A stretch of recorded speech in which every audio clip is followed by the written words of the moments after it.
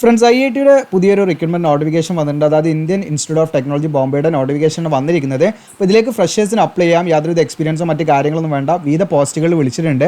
അപ്പോൾ ഇതിലേക്ക് നിങ്ങൾക്ക് അത്യാവശ്യം നല്ല സാലറിയും ഒട്ടനവധി ബെനിഫിറ്റ്സും കാര്യങ്ങളൊക്കെ ലഭിക്കും. അപ്പോൾ പലരുടെയും നിങ്ങൾ സ്ക്രീനിൽ കാണുന്ന പോലെ പലരുടെയും വലിയൊരു ആഗ്രഹമായിരിക്കും IIT-കളിലൊക്കെ ഒരു വർക്ക് ചെയ്യാന്നൊക്കെ പറയുന്നത്. കാരണം വലിയ ക്യാമ്പസും ഒട്ടനവധി ഫെസിലിറ്റിയും കാര്യങ്ങളൊക്കെ ഉണ്ടായിരിക്കും. അപ്പം ഇതൊക്കെ നിങ്ങൾക്ക് നിങ്ങളുടെ ആഗ്രഹങ്ങൾ പൂർത്തിയാക്കാൻ പറ്റുന്ന അവസരമായിട്ട് കണക്കാക്കണം. മാക്സിമം നിങ്ങൾ അപ്ലൈ ചെയ്യുക, അതിനനുസരിച്ച് പഠിക്കുക. അപ്പോൾ ഇതിൻ്റെ സെലക്ഷൻ അതുപോലെ എങ്ങനെയാണ് ഇതിലേക്ക് അപ്ലൈ ചെയ്യേണ്ടത് തുടങ്ങിയുള്ള കാര്യങ്ങളെല്ലാം വിശദമാക്കുന്ന ഒരു വീഡിയോ ആണ്. നിങ്ങൾ വീഡിയോ സ്കിപ്പ് ചെയ്ത് കാണുകയാണെങ്കിൽ മേ ബി ചിലപ്പോൾ നിങ്ങൾക്ക് ചില കാര്യങ്ങളൊക്കെ മിസ്സാവാൻ സാധ്യതയുണ്ട്. കാരണം ഇന്നലെ നമ്മൾ വീഡിയോയിൽ 5 നോട്ടിഫിക്കേഷൻ മീൻസ് നമുക്കത് പോസ്റ്റ് വൈസ് PDF ആയിട്ടാണ് ലഭിക്കുന്നത്. അല്ലാതെ നമുക്ക് എല്ലാം ഉൾക്കൊള്ളുന്ന ഒരൊറ്റ PDF ആയിട്ടല്ല. അതുകൊണ്ട് തന്നെ 5 നോട്ടിഫിക്കേഷൻ ആയിട്ടാണ്. ഒന്ന് നിങ്ങൾക്ക് ഇവിടെ ജൂനിയർ അഡ്മിനിസ്ട്രേറ്റീവ് അസിസ്റ്റൻ്റ് എന്ന് പറയുന്ന പോസ്റ്റിൻ്റാണ്. രണ്ടാമത്തെന്ന് പറയുന്നത് നിങ്ങൾക്ക് ഇവിടെ കാണാം ജൂനിയർ എഞ്ചിനീയർ ആണ്. മൂന്നാമത്തെന്ന് പറഞ്ഞാൽ ടെക്നിക്കൽ സൂപ്രണ്ടൻ്റ് ആണ്. നാലാമത്തെ നമുക്ക് ജൂനിയർ എഞ്ചിനീയർ, അത് വേറെ ഡിസിപ്ലിനാണ്. അഞ്ചാമത്തെ പ്രൈമറി ടീച്ചറാണ്. ഓക്കെ, ദെൻ ആറാമത്തെ സ്റ്റുഡൻറ്റ് കൗൺസിലർ എന്ന് പറയുന്നത് 1, 2, 3, 4, 5, 6 അങ്ങനെ 6 നോട്ടിഫിക്കേഷൻ നമുക്ക് ഈ വീഡിയോയിൽ ചെയ്യാനുണ്ട്. അതുകൊണ്ട് തന്നെ നിങ്ങൾ ആദ്യം നമ്മൾ ചെയ്യാൻ പോകുന്നത് ജൂനിയർ അഡ്മിനിസ്ട്രേറ്റീവ് അസിസ്റ്റൻ്റ് എന്നുള്ള പോസ്റ്റിൻ്റാണ്. അപ്പോൾ ഇത്തരത്തിലുള്ള വീഡിയോസും കാര്യങ്ങളൊക്കെ നിങ്ങളിലേക്ക് ലഭിക്കുന്നതിനായിട്ട് നമ്മുടെ ചാനൽ നിങ്ങൾ ഇതുവരെ സബ്സ്ക്രൈബ് ചെയ്യാനും ബെല്ലൊക്കെ എനേബിൾ ചെയ്യാനും മറക്കണ്ട. നിങ്ങളുടെ കൂട്ടുകാരിലേക്ക് ഷെയർ ചെയ്ത് കൊടുക്കുക. വീഡിയോ ഇഷ്ടപ്പെട്ടാൽ ലൈക്ക് ചെയ്യുക. അതോടൊപ്പം നിങ്ങളുടെ സപ്പോർട്ട് നല്ല വേണം. പിന്നെ കമൻറ്റായിട്ടൊക്കെ നിങ്ങളുടെ അഭിപ്രായങ്ങളൊക്കെ രേഖപ്പെടുത്തുക. അപ്പോൾ നേരെ നമുക്ക് എന്ത് ചെയ്യാം, ഇതിൻ്റെ ഒഫീഷ്യൽ നോട്ടിഫിക്കേഷനിലേക്ക് വരാം. ഇതാണ് ഒഫീഷ്യൽ നോട്ടിഫിക്കേഷൻ. നിങ്ങളുടെ കാണാം Indian institute of technology Bombay. നിങ്ങളുടെ കാണാം അഡ്വർടൈസ് നമ്പർ കാണാം. അപ്പോൾ ഇതിലേക്ക് ജൂനിയർ അഡ്മിനിസ്ട്രേറ്റീവ് അസിസ്റ്റൻ്റ് എന്ന് പറയുന്നത് തസ്തിയിലേക്കാണ് വിളിച്ചിരിക്കുന്നത്. ഓൺലൈൻ അപേക്ഷയുടെ ക്ലോസിംഗ് ഡേറ്റ് 13 കേട്ടോ. ജൂൺ 13 വരെ നിങ്ങൾക്ക് ഇതിലേക്ക് അപ്ലൈ ചെയ്യാം. നമ്പർ ഓഫ് വേക്കൻസി ഇവിടെ കാണാം 50 വേക്കൻസിയിലേക്ക് ഇത് വിളിച്ചിട്ടുണ്ട്. അപ്പോൾ വേക്കൻസിയൊക്കെ ഇതിനൊക്കെ അപേക്ഷിച്ച് അത്യാവശ്യം നല്ല വേക്കൻസി തന്നെയാണ്. അപ്പോൾ നിങ്ങൾ എന്ത് ചെയ്യുക, നല്ല രീതിയിൽ പഠിക്കുക. നിങ്ങൾക്ക് ആ 50 വേക്കൻസിയിൽ ഒരു വേക്കൻസി നിങ്ങൾക്ക് ഉണ്ടാകും. ആ ലെവലിൽ നമ്മൾ പ്രിപ്പയർ ചെയ്യണം എന്നുള്ളതാണ്. അപ്പോൾ ഇവിടെ നിങ്ങൾക്ക് കാണാൻ പറ്റും 50 വേക്കൻസിയിൽ SCക്ക് 5, STക്ക് 6, OBCക്ക് 10, ജനറലിന് 23, ഇതിന് EWSന് 6. അപ്പോൾ ഇൻ കേസ് നിങ്ങൾ ഈ റിസർവേഷനൊക്കെ ലഭിക്കണമെങ്കിൽ നിങ്ങൾ സെൻട്രൽ ഗവൺമെൻറ് പർപ്പസിന് വേണ്ടി തയ്യാറാക്കിയ കാറ്റഗറി സർട്ടിഫിക്കറ്റുകൾ ഉണ്ടായിരിക്കണം. ഇനി OBC ആണെങ്കിൽ OBC NCL സർട്ടിഫിക്കറ്റ് ആണ് കേട്ടോ വേണ്ടത്. നോൺ ക്രിമിനൽ സർട്ടിഫിക്കറ്റ് ആണ് വേണ്ടത്. ഓക്കെ, അത് സെൻട്രൽ ഗവൺമെൻറ് പർപ്പസിന് വേണ്ടി തയ്യാറാക്കണം. SC ആണെങ്കിൽ കാറ്റഗറി സർട്ടിഫിക്കറ്റ് വേണം. ഇനി ഇതിൻ്റെ എസെൻഷ്യൽ ക്വാളിഫിക്കേഷൻ കാര്യങ്ങൾ നോക്കാം. അവിടെ എക്സ്പീരിയൻസ് കണ്ട് നിങ്ങൾ ഞെട്ടേണ്ട, യാതൊരു എക്സ്പീരിയൻസും വേണ്ട. ഫ്രഷേഴ്സിന് അപ്ലൈ ചെയ്യുന്ന വേക്കൻസിയാണ്. അപ്പോൾ ഇവിടെ കാണാൻ പറ്റും നിങ്ങൾക്ക് bachelor's degree in arts, commerce, management, legal stream and science. അതായത് ചുരുക്കി പറയുകയാണെങ്കിൽ നിങ്ങൾക്ക് ചിലപ്പം ചില ആളുകൾക്ക് ഇത് മനസ്സിലായില്ല. ചുരുക്കി പറയുന്നത് നിങ്ങൾ BA കഴിഞ്ഞവരാണോ, അത് ഏത് സബ്ജക്റ്റോ ആയിക്കോട്ടെ, നിങ്ങൾ BA ഹിസ്റ്ററിയോ BA എക്കണോമിക്സോ BA പൊളിറ്റിക്കൽ സയൻസോ, നിങ്ങൾ ഏതോ BA അറബിക്കോ ഇംഗ്ലീഷോ ഒന്നും വിഷയമല്ല. ജസ്റ്റ് നിങ്ങൾ BA ഗ്രാജുവേറ്റ് ആണോ നിങ്ങൾക്ക് ഇതിലേക്ക് അപ്ലൈ ചെയ്യാം. ഇനി നിങ്ങൾ BCom കഴിഞ്ഞവരാണെങ്കിൽ നിങ്ങൾക്ക് ഇതിലേക്ക് അപ്ലൈ ചെയ്യാം. ഇനി നിങ്ങൾ BBA കഴിഞ്ഞവരാണെങ്കിൽ ഇതിലേക്ക് നിങ്ങൾക്ക് അപ്ലൈ ചെയ്യാം. ഇനി അതല്ല നിങ്ങൾ LLB കഴിഞ്ഞവരാണെങ്കിൽ, ലീഗൽ സ്ട്രീം കഴിഞ്ഞവരാണെങ്കിൽ നിങ്ങൾക്ക് ഇതിലേക്ക് അപ്ലൈ ചെയ്യാം. ഇനി BSc കഴിഞ്ഞവരാണെങ്കിൽ അതും അപ്ലൈ ചെയ്യാം. BSc കെമിസ്ട്രിയോ ഫിസിക്സോ കമ്പ്യൂട്ടർ സയൻസോ ഇലക്ട്രോണിക്സോ ഒന്നും വിഷയമല്ല. ഓക്കെ, ജസ്റ്റ് നിങ്ങൾ ഈ പറയുന്ന ഗ്രാജുവേഷൻ ആയിരിക്കണം. അതായത് ഏത് പറ്റില്ല എന്നിവിടെ പറയുന്നുണ്ട് അറിയോ, ഏത് പറ്റില്ല എന്ന് കൂടെ കാണാം. Other than technology and engineering. അപ്പോൾ ഈ പറയുന്ന BE അല്ലെങ്കിൽ BTech, ഓക്കെ, BE അല്ലെങ്കിൽ BTech കഴിഞ്ഞവർക്ക് ഇതിലേക്ക് അപ്ലൈ ചെയ്യാൻ എലിജിബിൾ അല്ല.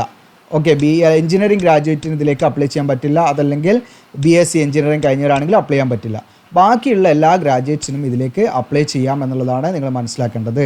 ഓക്കെ, അപ്പോൾ നിങ്ങൾക്ക് ഇപ്പം നിലവിൽ ഗ്രാജുവേഷൻ എടുക്കാനോ അതല്ലെങ്കിൽ PG എടുക്കാനൊക്കെ താല്പര്യം ഉണ്ടെങ്കിൽ നല്ലൊരു സ്കീമുണ്ട്. കൂടെ കാണാം അഡ്മിഷൻ ഓപ്പൺ എന്ന് പറഞ്ഞിട്ട്. ഇത് B.Ed ചെയ്യണമെങ്കിൽ B.Ed ചെയ്യാം, PhD ചെയ്യണമെങ്കിൽ ചെയ്യാം, MBA ചെയ്യണമെങ്കിൽ ചെയ്യാം, UG ചെയ്യണമെങ്കിൽ ചെയ്യാം. UG പറഞ്ഞാൽ ഡിഗ്രി, ദെൻ MD ചെയ്യണമെങ്കിൽ ചെയ്യാം, ദെൻ PG എന്ന് പറഞ്ഞാൽ പോസ്റ്റ് ഗ്രാജുവേഷൻ. അതായത് ഈ പറയുന്ന ഡിഗ്രി കഴിഞ്ഞിട്ട് അതിനുശേഷം നമ്മൾ പഠിക്കുന്നതാണ് PG എന്ന് പറയുന്നത്.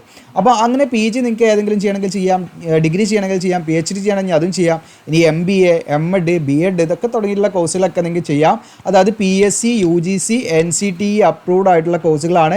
നിങ്ങൾക്ക് ഓൺലൈനായിട്ട് പഠിക്കാനുള്ള സ്കീമുണ്ട്, ഓഫ്ലൈനായിട്ട് നിങ്ങൾക്ക് പഠിക്കാനും ഡിസ്റ്റൻസ് ആയിട്ട്, അതായത് റെഗുലർ ആയിട്ട് വേണമെങ്കിൽ അങ്ങനെ നോക്കാം. ഇനി എന്താണ് ഡിസ്റ്റൻസ് മോഡ് പഠിക്കണം, അങ്ങനെയും പഠിക്കാം. ഓക്കെ, അപ്പോൾ വാലിഡ് ആയിട്ടുള്ള എല്ലാവിധ എക്സാം എഴുതാനും എല്ലാവിധ ജോലിക്കും ഒക്കെ പറ്റുന്ന, ഗവൺമെൻറ് എക്സാമൊക്കെ എഴുതാൻ പറ്റുന്നതാണ് PSC, UGC അതുപോലെ NCTE അപ്രൂവ്ഡ് ആയിട്ടുള്ള സർട്ടിഫിക്കറ്റ് കോഴ്സുകളാണ്. അതായത് വിവിധ യൂണിവേഴ്സിറ്റികൾ, ഇവ നമ്മുടെ കാലിക്കറ്റ് യൂണിവേഴ്സിറ്റി വരേണ്ട. അപ്പോൾ വിവിധ നമ്മുടെ കേരളത്തിലുള്ള വിവിധ യൂണിവേഴ്സിറ്റികളും മറ്റ് തമിഴ്നാട് യൂണിവേഴ്സിറ്റിയിൽ നിന്നൊക്കെ നിങ്ങൾക്ക് നിങ്ങൾക്ക് എടുക്കാൻ പറ്റും. അപ്പോൾ നിങ്ങൾക്ക് എടുക്കാൻ താല്പര്യമുണ്ടതായി ഈ നമ്പർ ഇവിടെ കൊടുത്തിട്ടുണ്ട് 99 61 91 67 05 എന്ന നമ്പറിലോ 73 06 05 84 74 എന്ന് പറയുന്ന നമ്പറിലോ നിങ്ങൾ കോൺടാക്ട് ചെയ്യാം. ഈ നമ്പർ ഞാൻ നമ്മുടെ കമൻറ്റ് ബോക്സിൽ കമൻറ്റ് ഏരിയയിൽ നമ്മളത് പിൻ ചെയ്ത് വെക്കാവുന്നതാണ്. നിങ്ങൾക്ക് അങ്ങനെയും കോൺടാക്ട് ചെയ്യാം കേട്ടോ, നിങ്ങൾക്ക് താല്പര്യം ഉണ്ടെങ്കിൽ. അപ്പോൾ ഇവരുമായിട്ട് കോൺടാക്ട് ചെയ്ത് അവരുടെ കണ്ടീഷൻസ് കാര്യങ്ങളൊക്കെ അവർ ഡീറ്റെയിൽ ആയിട്ട് പറഞ്ഞുതരും. ഇവൻ നിങ്ങൾക്ക് ഏതെങ്കിലും വർക്ക് ചെയ്യുന്നവരോ നിങ്ങൾ വേറെ എന്തെങ്കിലും പഠിച്ചുകൊണ്ടിരിക്കുന്നവരോ ഒക്കെ ആണെങ്കിലും നിങ്ങൾക്ക് എന്ത് ചെയ്യാൻ പറ്റും, ഇതൊക്കെ ചെയ്യാൻ പറ്റും. അപ്പോൾ നമ്മൾ കൂടുതൽ ഡിഗ്രി എടുത്ത് വെച്ച് നമുക്കൊരിക്കലും അത് മോശമൊന്നുമില്ല, ചെയ്യാൻ പറ്റുകയാണെങ്കിൽ നിങ്ങൾക്ക് വിവിധ ക്വാളിഫിക്കേഷൻ വെച്ച് മറ്റ് എക്സാമുകളൊക്കെ എഴുതാൻ പറ്റും. താല്പര്യമുണ്ടെങ്കിൽ നിങ്ങൾക്ക് ചെയ്യാവുന്നതാണ്. അപ്പോൾ നേരെ നമുക്ക് എന്ത് ചെയ്യാം, നോട്ടിഫിക്കേഷനിൽ തന്നെ തിരിച്ചു വരാം. അപ്പോൾ നമ്മുടെ ഈ പറയുന്ന ജൂനിയർ അഡ്മിനിസ്ട്രേറ്റീവ് അസിസ്റ്റൻറ്റ് എന്ന് പറയുന്ന തസ്തികയുടെ നമ്മൾ നോക്കിക്കൊണ്ടിരിക്കുന്നത്. അപ്പോൾ എഡ്യൂക്കേഷൻ ക്വാളിഫിക്കേഷൻ നിങ്ങൾക്ക് ഓക്കെ ആയിട്ടുണ്ടാവും. ഇതിൻ്റെ പേ ഡീറ്റെയിൽസ് ഇവിടെ കൊടുത്തിട്ടുണ്ട്. പേ ലെവൽ 3 ആണ്, 21,700 മുതൽ 69,100. ഇനി ഇത് ഇനീഷ്യലി വിളിക്കുന്നത് 3 വർഷത്തേക്കാണ്. കോൺട്രാക്ട് ബേസിൽ നിന്ന് കേട്ട് നിങ്ങൾ ഞെട്ടണ്ട, അതിൻ്റെ ഡീറ്റെയിൽ ആയിട്ട് പറഞ്ഞുതരാം ഞാൻ. ഓക്കെ, നമുക്ക് പെർമനൻ്റ് ആകാനുള്ളൊരു പോസിബിലിറ്റി അവിടെ ഉണ്ട്. അപ്പോൾ ഇനീഷ്യലി ഇവിടെ 3 വർഷത്തേക്കാണ് നിയമിക്കുന്നത്. പേ ലെവൽ 3 നിങ്ങളെ പ്ലേസ് ചെയ്യാം. അത് മാത്രമല്ല ഒട്ടനവധി ബെനിഫിറ്റ്സ് കാര്യങ്ങൾ പറയാം.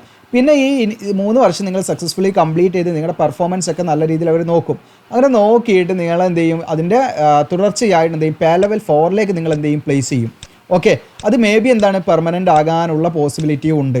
ഓക്കെ, അപ്പോൾ നിങ്ങൾ ഈ പറയുന്ന 3 വർഷത്തെ കോൺട്രാക്ട് ബേസിൽ നമ്മൾ നിന്ന് സക്സസ്ഫുള്ളി നിങ്ങൾ കംപ്ലീറ്റ് ചെയ്ത് നല്ല രീതിയിൽ പെർഫോം ചെയ്താൽ നിങ്ങൾക്ക് എന്താണ് അത് പെർമനൻറ്റ് പോസ്റ്റിലേക്ക് തന്നെ ആകാനുള്ള പോസിബിലിറ്റി അവർ പറയുന്നുണ്ട്. അതോടൊപ്പം തന്നെ നിങ്ങൾ അത്ര പെർഫോമൻസ് നല്ലതെന്നല്ലെങ്കിൽ നിങ്ങൾ തിരിച്ച് ഇറങ്ങേണ്ടി വരും കേട്ടോ, അതും പറയാം. ഓക്കെ, അപ്പോൾ ആ ഒരു കണ്ടീഷൻ അവിടെ ഉണ്ട്. ഇനി ഇതിൻ്റെ ഏജ് ലിമിറ്റ് എന്ന് പറയുന്നത് നിങ്ങൾക്ക് 27 വയസ്സ് വരെ ഇതിലേക്ക് അപ്ലൈ ചെയ്യാം. ഇതിൻ്റെ ക്ലോസിംഗ് ഡേറ്റ് എന്ന് പറയുന്നത് നമ്മൾ ജൂൺ 16 അല്ലെ 13 ജൂൺ 13 കണക്കാക്കി നിങ്ങൾക്ക് 27 വയസ്സ് കഴിയാൻ പാടില്ല എന്നുള്ളതാണ്. മിനിമം 18 ആണ്. ഇനി OBC കാൻഡിഡേറ്റ്സ് NCL ആണെങ്കിൽ അവർക്ക് 30 വയസ്സ് വരെ അപ്ലൈ ചെയ്യാം. ഇനി SC/ST ആണെങ്കിൽ അവർക്ക് 32 വയസ്സ് വരെയും അപ്ലൈ ചെയ്യാവുന്നതാണ് കേട്ടോ. PWD ഒക്കെ ആണെങ്കിൽ ഏജ് റിലാക്സേഷൻ ഉണ്ടായിരിക്കും. ഇനി എങ്ങനെയാണ് ഇതിലേക്ക് അപ്ലൈ ചെയ്യേണ്ടതെന്ന് വെച്ചാൽ നമ്മൾ ഓൺലൈനായിട്ടാണ് അപ്ലൈ ചെയ്യേണ്ടത്. അപ്പോൾ ഇതിലേക്ക് നമ്മൾ 500 രൂപ അപേക്ഷാ ഫീസ് വരുന്നുണ്ട് കേട്ടോ. ഓക്കെ, അപ്പോൾ ഇത് ഈ പറയാൻ പോകുന്നത് ഹൗ ടു അപ്ലൈ എന്നുള്ള കാര്യങ്ങളൊക്കെ മറ്റ് നോട്ടിഫിക്കേഷൻ, ഇനി നമ്മൾ പറയാൻ പോകുന്ന നോട്ടിഫിക്കേഷനൊക്കെ കോമൺ ആയിട്ടുള്ള കാര്യമാണ്. അതുകൊണ്ട് ആ ഭാഗങ്ങളൊന്നും നമ്മളത് റിപ്പീറ്റ് ചെയ്യില്ല, ഇവിടെ നമ്മളെ കാര്യങ്ങളൊക്കെ പറയുന്നുള്ളൂ കേട്ടോ. അപ്പോൾ 500 രൂപ അപേക്ഷ ഫീസായിട്ട് വരുന്നുണ്ട്. ഈ പറയുന്ന ജനറൽ കാൻഡിഡേറ്റ്സ് ആണെങ്കിൽ, OBC കാൻഡിഡേറ്റ്സ് ആണെങ്കിൽ, അതായത് OBC NCL ആവണം, നോൺ ക്രിമിനൽ ആണോ, അതുപോലെ EWS കാൻഡിഡേറ്റ്സ് ആണെങ്കിൽ അവർക്ക് 280 രൂപ ഫീ അടച്ചാൽ മതി. എന്നാൽ നിങ്ങൾ ഫീമെയിൽ കാൻഡിഡേറ്റ്സ് ആണെങ്കിൽ നിങ്ങൾക്ക് യാതൊരുവിധ ഫീസും വേണ്ട. ഇനി അതുപോലെ SC/ST കാൻഡിഡേറ്റ്സ് ആണെങ്കിൽ നിങ്ങൾക്ക് ഫീസ് വേണ്ട. അതുപോലെ PWD ആണെങ്കിലും ഫീസ് വേണ്ട. അപ്പോൾ ഫീമെയിൽ കാൻഡിഡേറ്റ്സ് നിങ്ങൾ ഏത് കാറ്റഗറി ആണെങ്കിലും നിങ്ങൾക്ക് എന്ത് ചെയ്യാം, ഫ്രീ ആയിട്ട് ഇതിലേക്ക് അപ്ലൈ ചെയ്യാം. ഓക്കെ, ഇനി നിങ്ങൾ കംപ്ലീറ്റ് ചെയ്ത്, അതായത് നിങ്ങളുടെ അപേക്ഷ കംപ്ലീറ്റ് ചെയ്ത് കഴിഞ്ഞാൽ നിങ്ങൾ എന്ത് ചെയ്യണം, അത് ചെക്ക് ചെയ്യണം. വീണ്ടും ലോഗിൻ ചെയ്ത് അപേക്ഷയുടെ സ്റ്റാറ്റസ് നോക്കണം. ആ സ്റ്റാറ്റസിൽ നിങ്ങൾ ഡ്രാഫ്റ്റ് മോഡിലാണ് കിടക്കുന്നതെങ്കിൽ നിങ്ങളുടെ അപേക്ഷ എന്ത് ചെയ്തിട്ടില്ല, സെൻഡ് ആയിട്ടില്ല. ഓക്കെ, അത് നിങ്ങൾ എന്തായിരിക്കണം, ഇൻ പ്രോസസ്സ് എന്ന് അവിടെ കാണിക്കും. നിങ്ങളുടെ സ്റ്റാറ്റസ് ഇൻ പ്രോസസ്സ് എന്ന് കാണിക്കുന്നുണ്ടോ നിങ്ങൾ എന്ത് ചെയ്യണം, ചെക്ക് ചെയ്യണം. അങ്ങനെ കാണിക്കുന്നുണ്ടെങ്കിലേ എന്ത് ചെയ്യുള്ളൂ, അത് സബ്മിറ്റഡ് ആയിട്ടുള്ളൂ നിങ്ങൾ മനസ്സിലാക്കണം.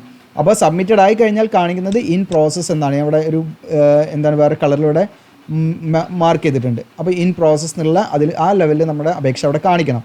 ഇനി സെലക്ഷൻ പ്രോസസ്സ് എന്ന് പറഞ്ഞാൽ ഇനീഷ്യലി നമ്മുടെ യോഗ്യത ഇതൊക്കെ നോക്കി അവരെന്ത് ചെയ്യും, ഒരു ഷോർട്ട് ലിസ്റ്റ് തയ്യാറാക്കും. ആ ഷോർട്ട് ലിസ്റ്റ് ഉൾപ്പെട്ട ഉദ്യോഗാർത്ഥികൾ അവർ റിട്ടൺ ടെസ്റ്റിനെ വിളിക്കുകയാണ് ചെയ്യാം. ഓക്കെ, ആ റിട്ടൺ ടെസ്റ്റിൻ്റെ അടിസ്ഥാനത്തിലായിരിക്കും ഫൈനൽ സെലക്ഷൻ.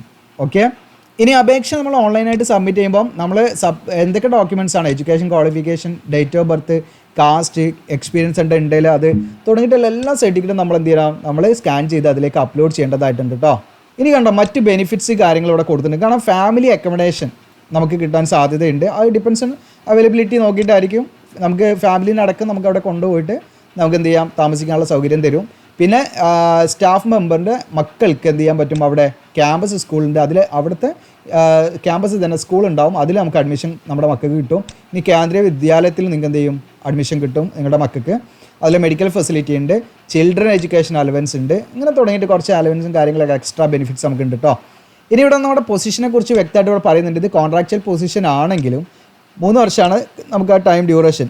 അതിൽ നല്ല രീതിയിൽ നമ്മളെന്താണ് പെർഫോം ചെയ്ത് കഴിഞ്ഞാൽ അത് നമ്മൾ കോൺട്രാക്ട് പീരീഡ് കംപ്ലീറ്റ് ചെയ്യുന്ന മുൻപേ തന്നെ നമ്മുടെ പെർഫോമൻസ് ഒക്കെ അവർ വിലയിരുത്തും കേട്ടോ. അവർ അത് കറക്റ്റായിട്ട് ഇവാലുവേറ്റ് ചെയ്യും.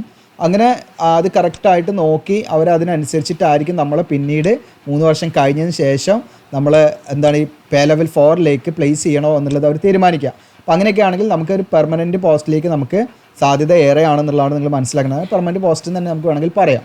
ഓക്കെ, അപ്പോൾ ഈ ഒരു നോട്ടിഫിക്കേഷൻ്റെ പ്രധാനപ്പെട്ട കാര്യങ്ങൾ കണ്ടു. ഇനി നമ്മളിത് എങ്ങനെ അപ്ലൈ ചെയ്യുന്ന കാര്യങ്ങൾ വീഡിയോയുടെ അവസാനം പറയാം. ഇനി നമുക്ക് മറ്റ് നോട്ടിഫിക്കേഷനിലേക്ക് വരാം. ഓക്കെ, രണ്ടാമത്തെ നോട്ടിഫിക്കേഷനാണ് ജൂനിയർ എഞ്ചിനീയർ.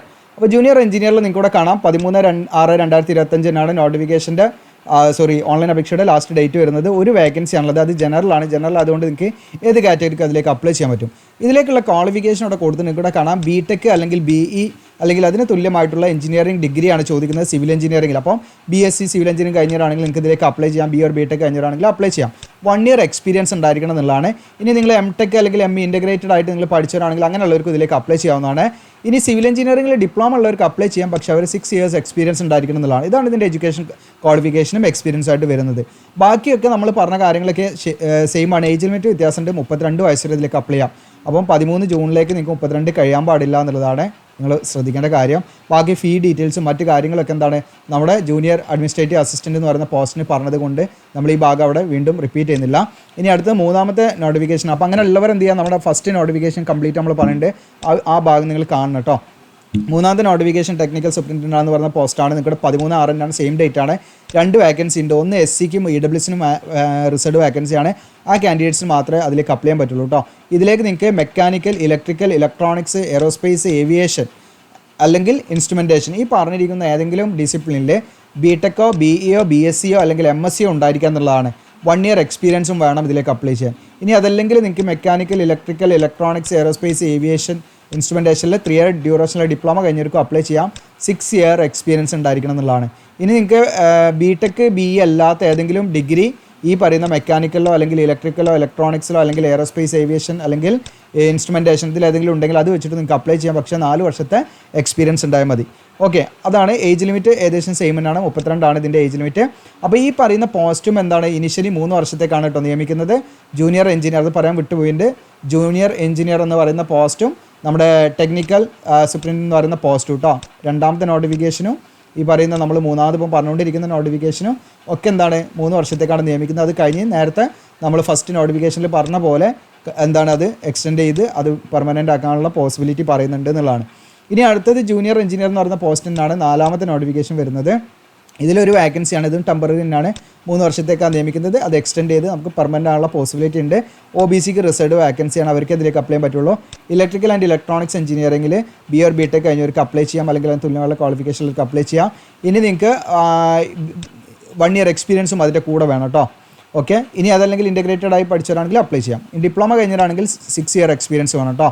ഓക്കെ, ഇതാണ് ഏജ് ലിമിറ്റ്. ഏകദേശം 32 ഏജ് ലിമിറ്റ് വരുന്നത്. ഇനി അടുത്ത നമ്മൾ 5ാമത്തെ നോട്ടിഫിക്കേഷനാണ് എടുക്കുന്നത്. പ്രൈമറി ടീച്ചർ ഇംഗ്ലീഷ് ആണ്. ഇത് ബാക്ക്ലോഗ് വേക്കൻസി ആണ്. മുൻപത്തെ റിക്രൂട്ട്മെൻറ്റ് സൈക്കിൾ കംപ്ലീറ്റ് ചെയ്യാത്ത വേക്കൻസിയാണ്. ഒരു വേക്കൻസിയാണ്. SCക്ക് റിസർവ്ഡ് വേക്കൻസിയാണ്.